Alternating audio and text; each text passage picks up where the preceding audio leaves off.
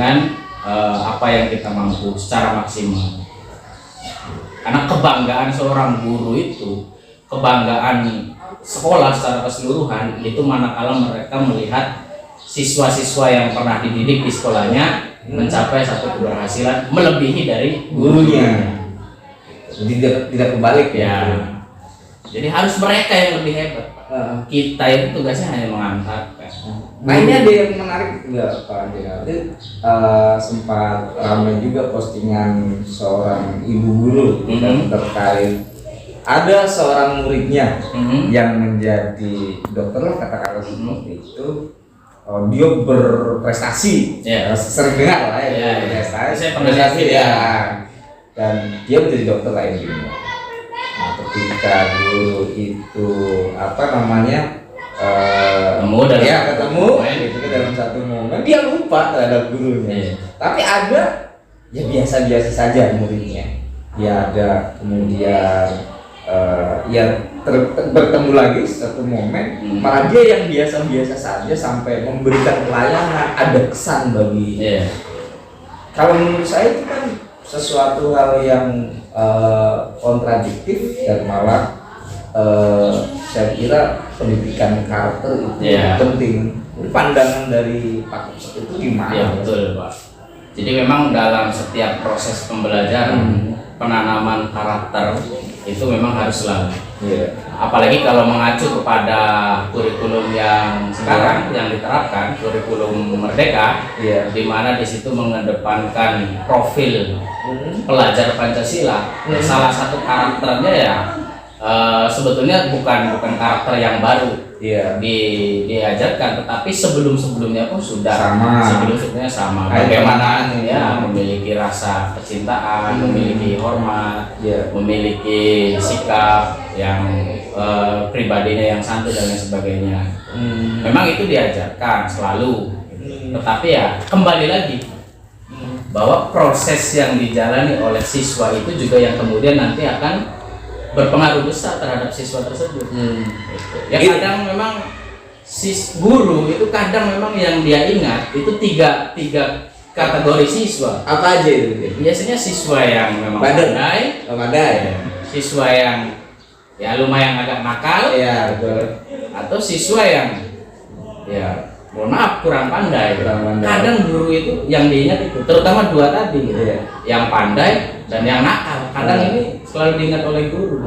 Kadang tetapi secara keseluruhan sebetulnya karena mungkin banyaknya generasi kalau guru kan itu aja ya generasi kan terus-terusan ya kalau murid itu jadi kayaknya faktor yang lebih mempengaruhi adalah ya faktor pribadi dari siswa itu sendiri, bagaimana dia berproses. Karena proses pendidikannya tidak selesai selama dia sekolah di jenjang pendidikan menengah, tapi dia lanjut ke jenjang pendidikan yang lebih tinggi.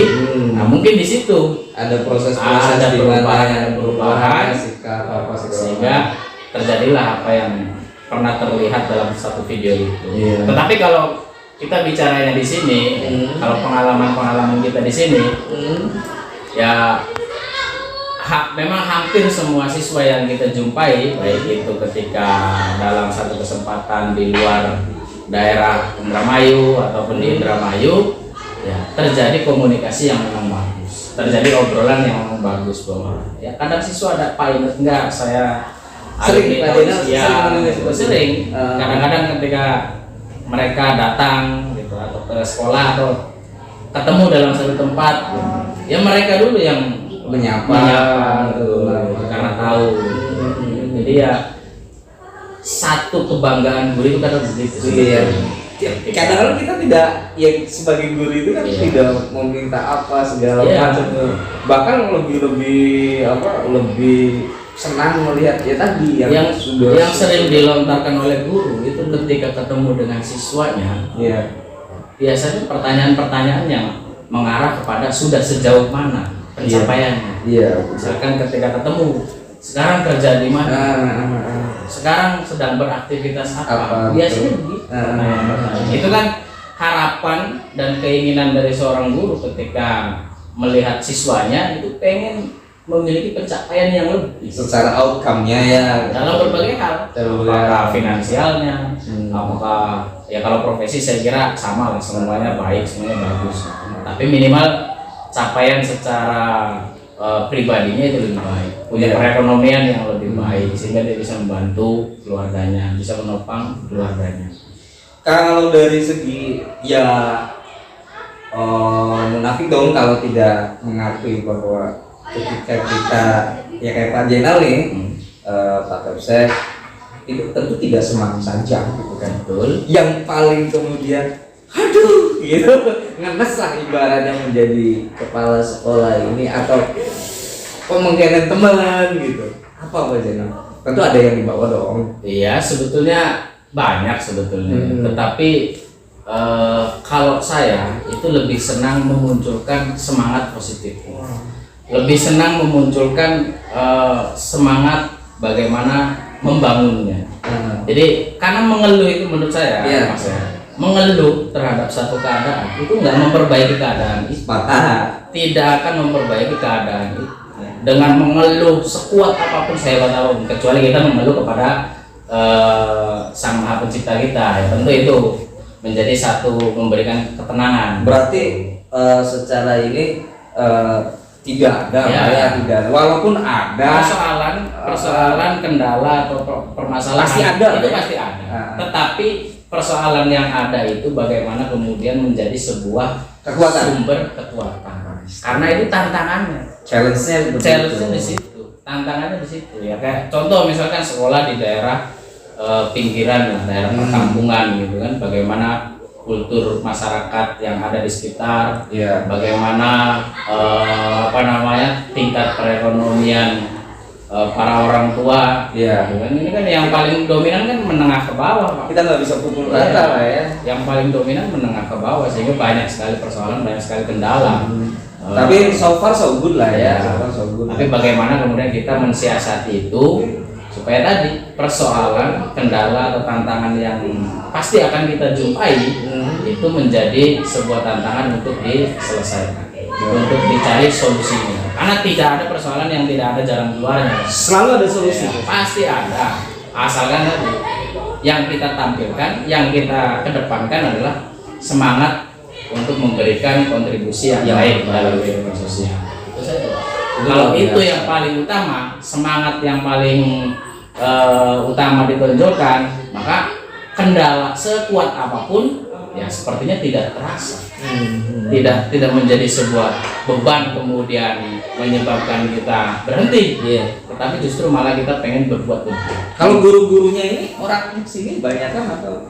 Ya rata-rata guru-gurunya pertama karena kita sekolah di lingkungan Muhammadiyah, Persyarikatan Muhammadiyah, memang dominan dari keluarga besar Persyarikatan Muhammadiyah, kader-kader Persyarikatan Muhammadiyah yang menempuh berbagai macam pendidikan dan balik lagi di sini. Secara geografis ya dominan memang dari wilayah sekitar sekolah. Tapi ada juga yang agak jauh. Tadi yang memanfaatkan masalah SDM. Ya ada yang dari luar, bahkan luar Jawa Barat, tetapi bermukim di sini. Jadi kadang orang-orang yang misalkan pengen jadi guru memang latar belakangnya banyak, Pak. Oh iya. Latar belakangnya banyak. Ada yang karena orang tuanya sehingga dia mengikuti jejak orang tuanya. Ada yang dia karena terinspirasi oleh gurunya semasa di sekolah kemudian dia pengen jadi guru. Ada juga yang mungkin atau bahkan mungkin ini yang paling banyak. Sebenarnya mereka belum menentukan akan jadi guru tapi kuliah nyari ngeluyur yang dekat. Bisa saja kemudian kuliah di fakultas keguruan, kemudian dia menjadi guru. Banyak faktornya sih, Pak. Secara keseluruhan yang paling nanti akan berpengaruh adalah bagaimana passionnya nanti, kecintaannya. Tapi kalau bicara sekarang itu kan ya kita memahami lah ya, banyak yang kemudian bergeser ya. Contoh konkretnya di SMK ini kan kejuruan gitu kan. Nah ketika kuliah ini kuliahnya dia apa, terus dia dalam usahanya dia apa atau kerjaannya dia apa, itu fenomena atau bagaimana itu Pak Tina? Ya sebetulnya kembali kepada persoalan yang dia hadapi. Karena tekanan kehidupan kan banyak. Tekanan kehidupan itu banyak. Sebenarnya ketika berprofesi sebagai guru pun ya tidak jelek-jelek amat, Pak. Bahkan lebih banyak keistimewaannya. Kayak Jepang soalnya itu ya, contoh ketika dibom di lingkungan masyarakat saja kadang masyarakat menstigmakan seorang guru itu ya punya strata sosial yang tinggi, profesi yang mulia. Iya. Dilibatkan dalam berbagai bidang di lingkungan masyarakat. Nah, banyak yang misalnya dijadikan sebagai RT atau masyarakat di setempat gitu ya. Itu banyak sebetulnya. Tetapi ya kalaupun mengaca kepada fenomena yang terjadi, ya memang untuk jadi guru sampai pada level itu butuh proses dan waktu yang panjang. Untuk bisa menjadi guru yang profesional bersertifikat, apalagi yang mendapatkan penghasilan yang juga banyak besar, gitu, yaitu butuh proses. Tidak lulus kuliah melamar di satu sekolah kemudian honornya langsung luar biasa, itu tidak. Malah kalau ekspektasinya sudah begitu menabrak ya ini kan kita pelurkan aja supaya kalau ini pemirsa yang melihat di Album TV ketika menjadi guru harapannya begitu ya nanti menabrak batin gitu. Nah gini Pak Zainal, kalau secara usia tadi saya katakan bahwa jenengan muda. Ada yang kemudian berpikir bahwa ketika muda itu mengambil sikap menjadi pemimpin itu masih ragu gitu kan. Ini pesan kepada milenial atau kaum muda. Jangan takut terhadap menjadi pemimpin. Bagaimana Pak Zainal? Ya dari proses yang dilewati, dari pengalaman kehidupan yang dilewati itu pasti nanti akan berdampak, akan berpengaruh. Tetapi kunci dari semuanya adalah bahwa kita sebetulnya punya potensi. Setiap manusia sebetulnya punya potensi. Katakanlah untuk jadi seorang pemimpin. Skup kecilnya dia minimal memimpin pribadinya, ya, atau memimpin keluarganya. Secara keseluruhan mungkin memimpin satu lembaga, satu instansi, atau katakanlah memimpin sekolah. Itu memang muncul dari rangkaian proses yang dilewati, tidak instan. Kuncinya tidak boleh takut, tidak boleh menyerah, jangan banyak mengeluh. Berinovasi sesuai dengan kemampuan, sesuai dengan kebutuhan, sesuai dengan perkembangan zaman. Terima kasih nih Pak Zainal. Siap, sama-sama. Saya minta dibantu dong. Boleh. Untuk di Album TV ya minta like, komen, atau subscribe, Pak Resep. Silakan Resep. Untuk para penonton Ibnu Khaldun TV ataupun yang belum menyempatkan diri menonton Ibnu Khaldun TV, tidak ada ruginya untuk memberikan like dan subscribe-nya kepada channel Ibnu Khaldun TV. Semoga sukses. Amin. Terima kasih Pak Zainal. Assalamualaikum warahmatullahi wabarakatuh.